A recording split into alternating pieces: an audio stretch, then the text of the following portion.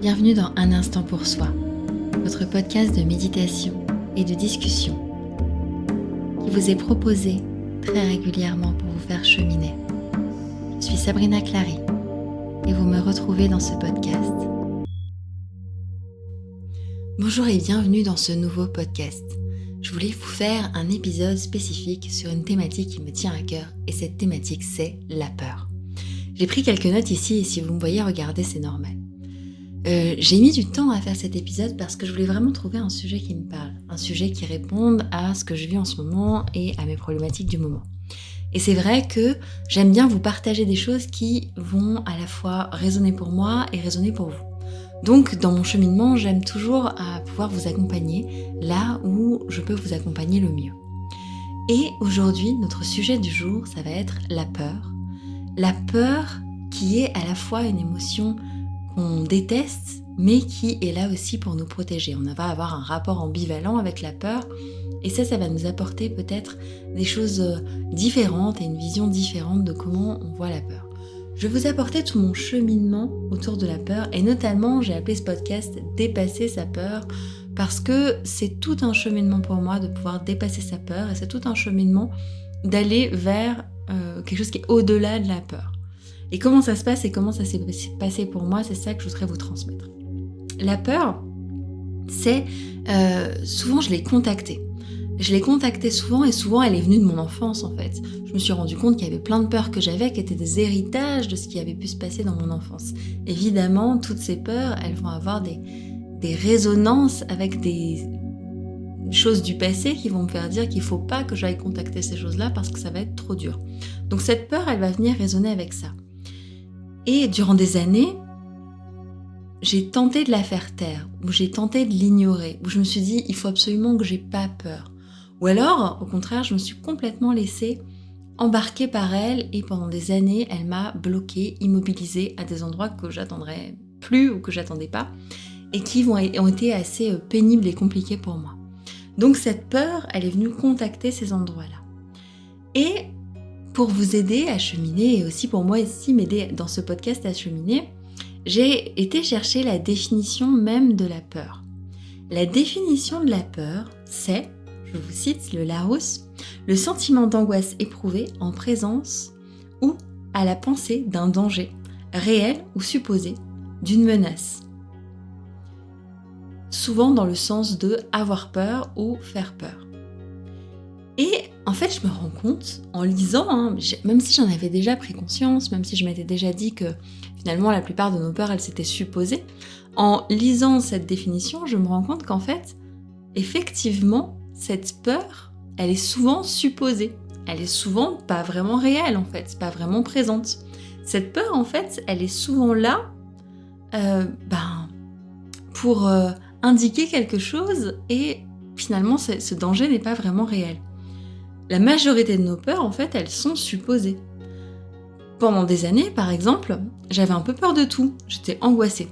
Notamment, j'avais peur de sortir s'il y avait du monde dans le couloir. Je voulais pas croiser de voisins quand j'habitais en immeuble. Ou alors, j'avais peur de passer des coups de fil ou de devoir y répondre.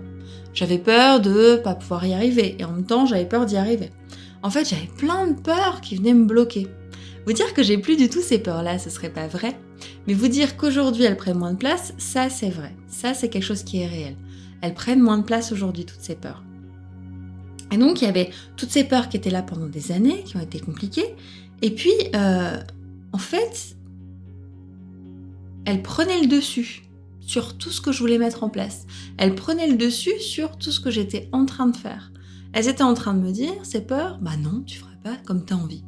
Et ça, c'était hyper bloquant et très très frustrant parce que en fait la peur elle venait me stopper à un endroit où j'avais envie d'avancer. Elle venait me faire rester dans un cocon. Et c'était très désagréable de vivre ça comme ça. Elle me faisait croire qu'en fait rien n'était possible et que finalement il faut que je reste dans mon endroit de confort parce que si j'en sors, finalement rien n'est possible et rien n'est capable de se passer. Pendant des années, par exemple, je vous disais, j'avais peur de croiser quelqu'un dans le couloir de l'immeuble, mais c'est un exemple très spécifique. Je me suis acheté un vélo et je me suis dit, ok, je vais prendre ce vélo et je vais pouvoir aller faire du vélo assez régulièrement. Et dans cette peur-là, j'avais la peur de croiser quelqu'un en allant chercher mon vélo parce qu'il faudrait peut-être que je regonfle la roue, parce qu'il faudrait peut-être que je dérange les autres vélos, parce que le garage à vélo qu'on avait était blindé et donc du coup je me disais oh là là, il va falloir que je pousse, que je sorte les vélos, comment je vais faire si les gens me voient, ils vont me dire que je vais casser leur vélo, etc. Je me faisais une montagne de ce rien. C'était un petit rien. C'était vraiment rien. Je me faisais une montagne de tout ça, alors qu'en fait c'était juste sortir un vélo. C'était rien. Ça représentait rien du tout, et pourtant je m'en faisais une montagne énorme. Cette montagne énorme, elle était tellement compliquée pour moi que du coup, j'ai laissé mon vélo. Ça sert à rien, je l'ai quasi jamais pris, je crois que je l'ai utilisé 3 fois. Vraiment pour aller faire des petits tours en fait. Parce que c'était tellement un monde de faire ça qu'en fait ça m'a complètement stoppée. Et c'est là où je dis que la peur m'a complètement stoppée de faire des choses dont j'avais envie en fait. Et qui sont, finalement c'est idiot cette peur, je sais bien qu'elle est bête, qu'elle va paraître bête pour certaines personnes. Et que, effectivement, les peurs, si on vient les juger, elles sont tellement différentes pour chacun d'entre nous, bah qu'en fait, si je viens juger vos peurs ou vous venez juger les miennes, on va se dire qu'en fait, effectivement, on se répond pas, c'est pas ok quoi, on va se dire mais en fait c'est débile, oui, c'est débile, mais c'est là. Et il n'empêche que parce que c'est là, ça va quand même nous obliger à nous poser. Et c'est justement parce qu'on sait que c'est débile qu'en plus on a honte d'en parler pour les dépasser. Ça devient encore plus compliqué parce qu'on se renferme sur soi-même et qu'on se dit qu'on va pas pouvoir dépasser cette peur parce que finalement on est enfermé dedans et qu'on est tout seul à la vivre. Donc il y a vraiment cette idée-là. Et puis, c'est ce que je disais, c'est ce sentiment d'irrationnel. Je disais c'est débile. C'est débile. Parce qu'on sait très bien que c'est pas rationnel, on sait très bien que c'est pas ok, que c'est pas grave si je croise du monde, qu'en fait ça va bien se passer, que tout le monde fait pareil quand il pose son vélo, qu'en fait pourquoi moi ce serait différent des autres, pourquoi les gens viendraient me juger, enfin voilà, il n'y avait pas de raison valable pour ça. Mais c'est l'irrationnel qui vient nous percuter avec la peur, et quand on s'y attend le moins. C'est une petite voix qui vient là, frapper, et elle prend tout notre être et elle nous arrête complètement. Elle nous stoppe complètement. Elle nous dit que là, il n'y a pas d'autre choix que de ne rien faire. Que si on y va, on est trop en danger. Elle stoppe complètement l'action, le côté aventurier qu'on pourrait avoir. Elle nous arrête dans notre élan. C'est là qu'intervient la deuxième phase de la peur, la paralysie. Elle nous stoppe complètement sur des petites choses, comme je vous le disais, ne plus prendre mon vélo, par exemple. Et du coup, dans des petits moments, finalement, la peur, elle vient nous paralyser. Et en fait, c'est comme ça qu'elle est insidieuse. C'est comme ça qu'elle vient s'infiltrer dans les interstices et qu'elle vient rouiller tout le mécanisme. Parce qu'en fait, la peur, elle n'est pas... Oui, bien sûr, on peut avoir peur des grandes choses. En fait, finalement, c'est dans notre quotidien, c'est dans notre vie, c'est dans les petites choses qu'elle vient nous empêcher. Parce qu'en fait, des fois, on a peur de la grande chose, mais si on a plein de petites peurs accumulées, c'est toutes celles-là qui vont nous empêcher d'atteindre cette grande chose, qui finalement nous fait peut-être moins peur que d'avoir cette première peur. Moi, sortir mon vélo. Sortir mon vélo, c'était quoi ? C'était partir à l'aventure. Si je suis pas capable de sortir mon vélo, ça veut dire que partir faire une grande aventure, j'en suis encore moins capable. Ça a été un cheminement d'aller penser différemment, d'aller questionner toutes ces croyances-là, parce qu'elles étaient profondément inscrites dans mon ADN et dans ce que je pouvais penser. Et c'est là que on est paralysé, on peut plus rien faire. Et je me souviens d'avoir vécu ces périodes de stop, de moments où la peur m'arrêtait complètement et de m'être dit mais qu'est-ce que je vais faire ? Qu'est-ce que je vais faire maintenant ? Comment je fais pour dépasser ça ? C'était vraiment insupportable de pouvoir dépasser ce truc-là et de se dire mais enfin, je ne sais pas faire, je n'arrive pas à dépasser ce truc-là. Et alors, quand c'est ce stop et qu'on ne sait plus quoi dépasser et qu'on ne sait plus, c'est la peur qui a gagné. C'est la peur qui a gagné, ça y est, on est tétanisé, et c'est ce que veut la peur. Quand je dis qu'elle gagne, en fait, pourquoi ? Parce que la peur, elle va vouloir qu'on soit protégé. En fait, son rôle, c'est de nous dire « reste bien dans ta zone de confort, sois protégé. Si tu sors de cette zone de confort, tu vas te mettre en danger. » C'est son rôle. Elle va dire « ok, attention, il y a danger à l'extérieur, n'y allons pas, c'est trop dangereux pour toi. Donc ne bouge pas. Tu vas y perdre des plumes si tu y vas, ne bouge pas. » Et elle va nous demander de poser et de ne plus bouger et de s'arrêter.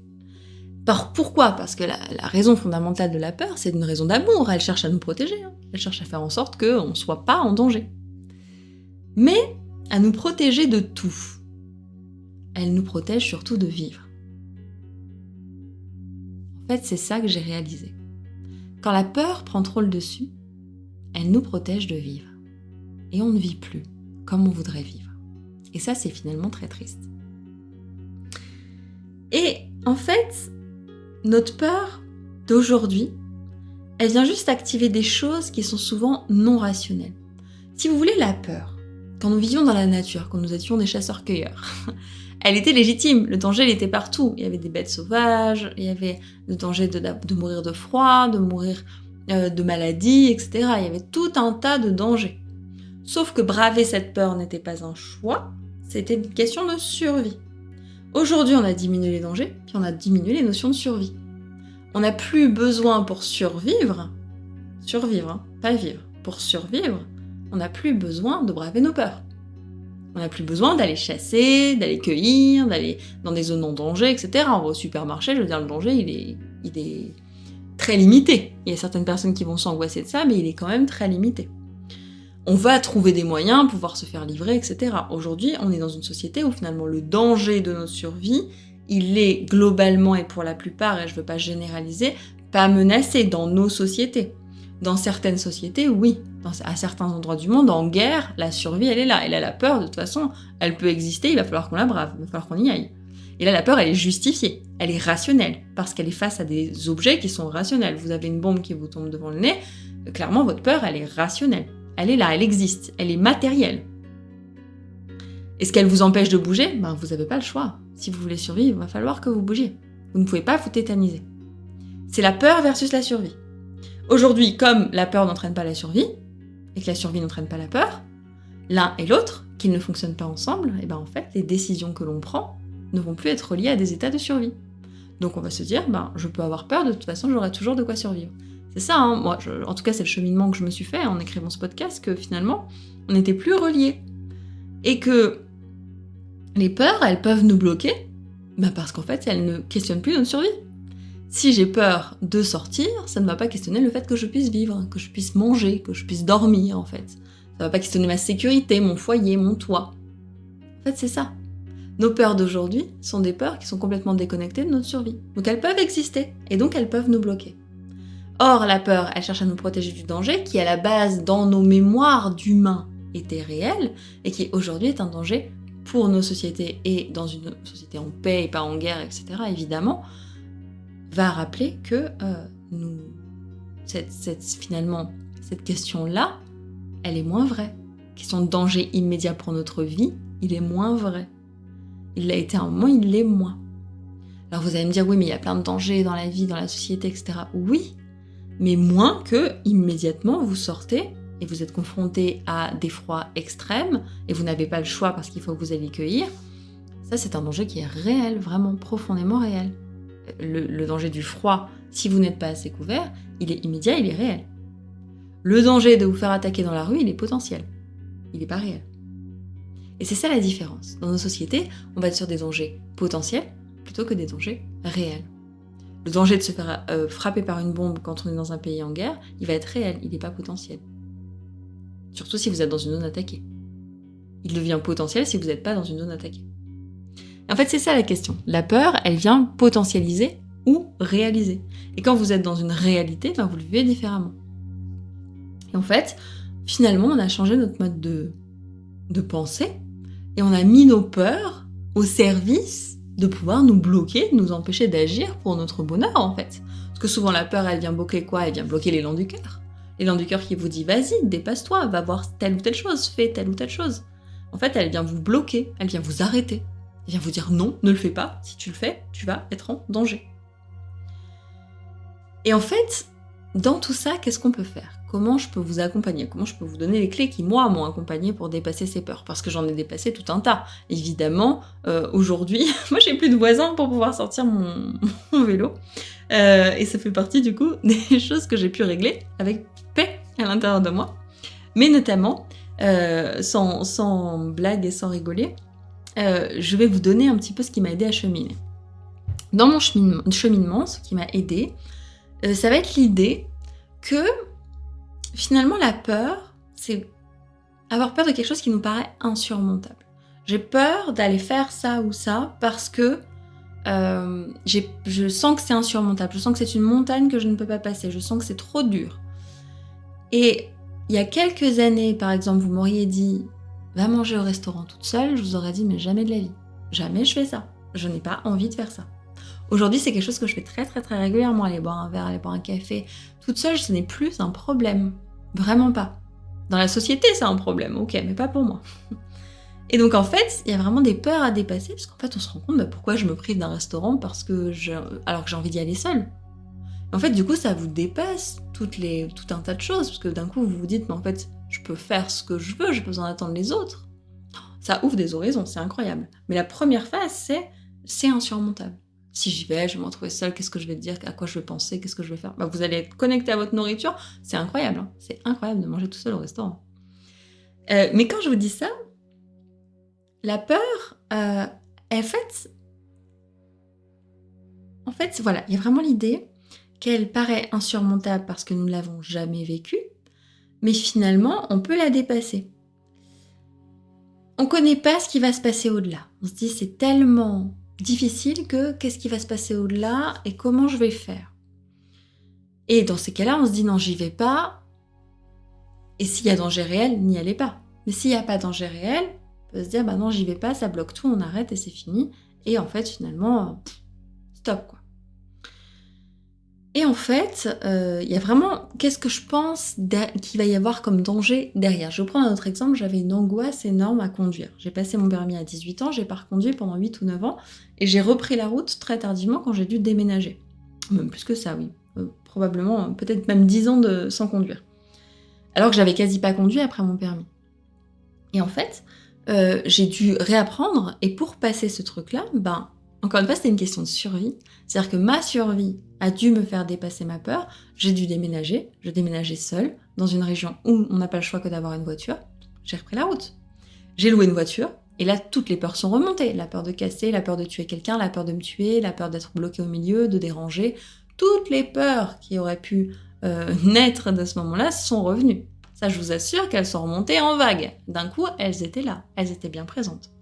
Mais le fait de les dépasser, en fait, petit à petit, tout doucement, en y allant, j'ai eu de moins en moins peur.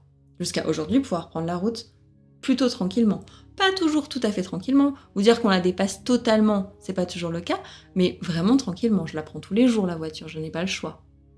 Donc, il y a vraiment cette idée de vous dire que quand on se dépasse, en fait, ça se déroule bien plus facilement que ce qu'on aurait pensé. Pour moi, c'était insurmontable. Puis en fait, finalement, si, bien sûr que c'est surmontable, je suis capable, j'ai appris.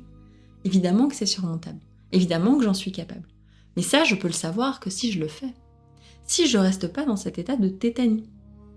Et cet état de tétanie, il nous oblige à ne pas nous dépasser. Or, moi, je crois que la peur, c'est j'ai construit une bulle et je connais bien cette bulle. Et la peur me dit reste dans cette bulle parce que c'est là que tu es en sécurité. C'est là que tu es la mieux. C'est là que tu vas vraiment pouvoir vivre ce que tu as envie de vivre. C'est là que tu vas pouvoir t'épanouir.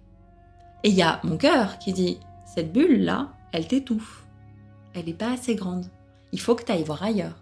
Il faut que tu la fasses grandir. Il faut qu'elle évolue. Donc, qu'est-ce que j'ai fait ? J'ai été voir un petit peu au-delà de la bulle. Mais c'est là où je crois quand même qu'il faut poser ses propres conditions à son dépassement de la peur. Je m'explique. Quand j'ai dépassé ma peur, j'ai posé mes propres conditions. Si je dis j'ai peur de conduire, je choisis une petite voiture, facile à conduire, une citadine, dans un endroit qui va être assez calme. Je choisis mes modes d'expérimentation de la peur. Je me dis pas d'un coup, je loue un bolide hyper cher, dont l'assurance va me coûter une blinde, et je vais sur le périph' à Paris conduire dans la situation la plus difficile pour moi. Là, je me mets en situation d'échec. Si je fais ça, je me mets en situation d'échec. En fait, je crois que pour dépasser la peur, il faut choisir le mode d'expérimentation de ce qui nous fait peur. On n'est pas obligé de se confronter de façon frontale à la peur. On n'est pas obligé de se prendre pleine face tout ce qui nous fait peur. Si vous avez peur d'aller à tel ou tel endroit ou de faire telle ou telle chose. Je pense par exemple, je sais rien, la peur d'écrire un livre, la peur d'être mis au devant de la scène, la peur de changer de vie. Vous allez pas tout de suite vous confronter à ce changement-là. Vous allez d'abord faire des petites étapes.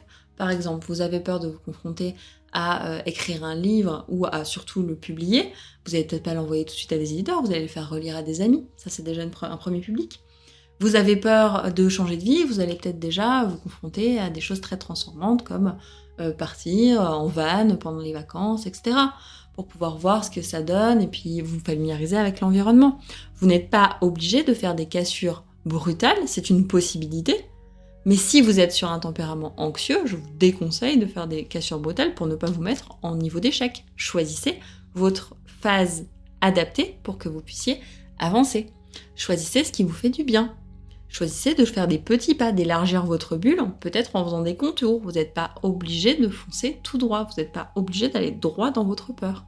Vous pouvez faire des contours pour vous en approcher.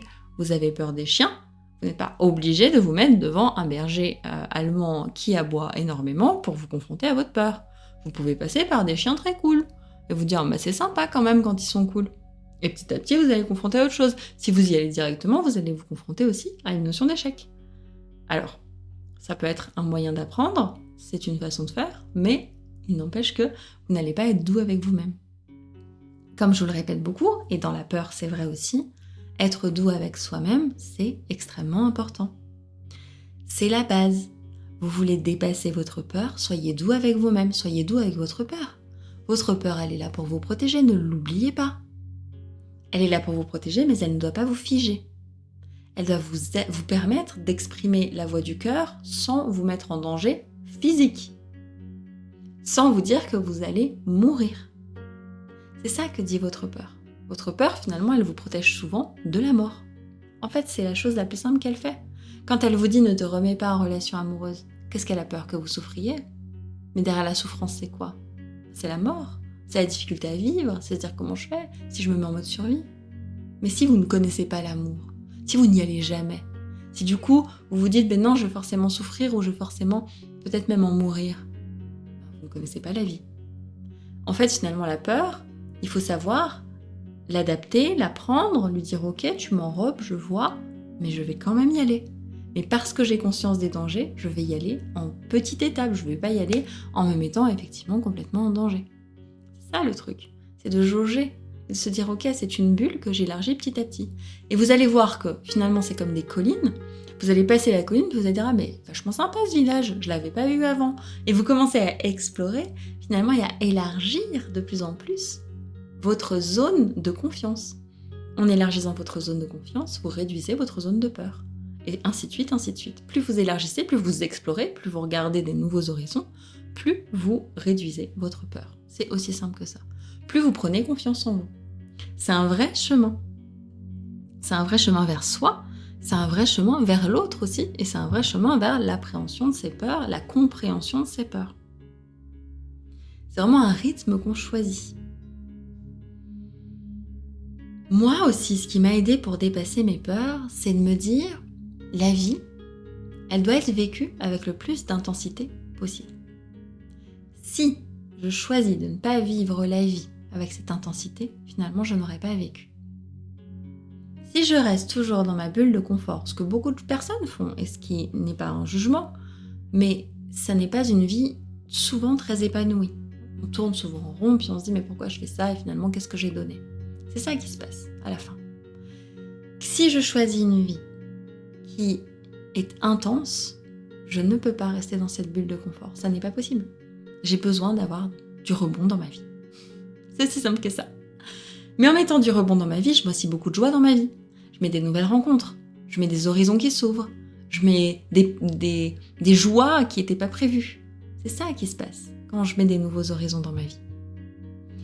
Et peut-être que quand je vous en parle là, vous allez vous dire mais c'est extrêmement simple, ça a l'air hyper simple. Mais c'est vraiment un moment où on pose des actes. Face à l'immobilisme, face à ce que la peur voudrait nous faire croire, face à la paralysie, on pose des actes. On dit non, je ne laisserai pas la peur gagner. Ce n'est pas elle qui prendra le pouvoir, c'est la voix de mon cœur, elle sait. J'ai confiance. Et on revient au podcast où je vous parlais de la confiance. J'ai confiance en ce qui va se passer. J'ai confiance que je suis protégée, que quoi qu'il arrive, je vais y aller. Et c'est bon. Et ça ouvre des horizons incroyables. Et là, vous allez dépasser votre peur comme jamais, en fait. Parce que, effectivement, c'est un cheminement. Mais c'est un cheminement qui vous amène tellement de bonheur. Vous verrez la colline, vous passez des collines, vous allez découvrir des villages qui sont insoupçonnés. Et c'est vraiment ça, cheminer vers sa peur. Ce que je veux vous transmettre, c'est que pour cheminer vers votre peur, ou plutôt pour cheminer au-delà de votre peur, mais en fait, c'est l'amour. C'est l'amour qui va vous guider. De toute façon, l'amour guide tout. L'amour va vous guider vers vous-même en ayant cette patience, cette acceptation que vous avez peur et que c'est ok et que c'est normal. L'amour dans ce que vous faites et la capacité à vous dire que quoi qu'il arrive, vous transcenderez ce que vous vivez, que vous en ayez peur ou pas. Et puis, que rien n'est figé dans la vie. Que votre immobilisme vous donnera des regrets à un moment, que vous avez bien plus de réserve que vous ne le pensez, et que tout peut être changé à tout instant de votre vie, tout le temps, à tout moment. Vous trouverez dans votre cœur le courage de bouger vos lignes. Derrière les plus grandes peurs se cachent aussi les plus grands bonheurs, et je parle par expérience.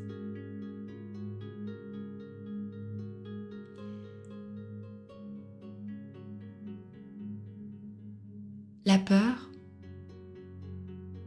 vous fait attendre. Or, la vie a des choses à vous proposer qui n'attendent pas. Alors bougez vos lignes. Osez à votre rythme, avec vos choix de comment vous dépassez votre peur. Mais osez y aller. Et vous verrez que ça va ouvrir des horizons. Votre peur ne vous définit pas. Elle ne vous bloque pas. C'est un choix.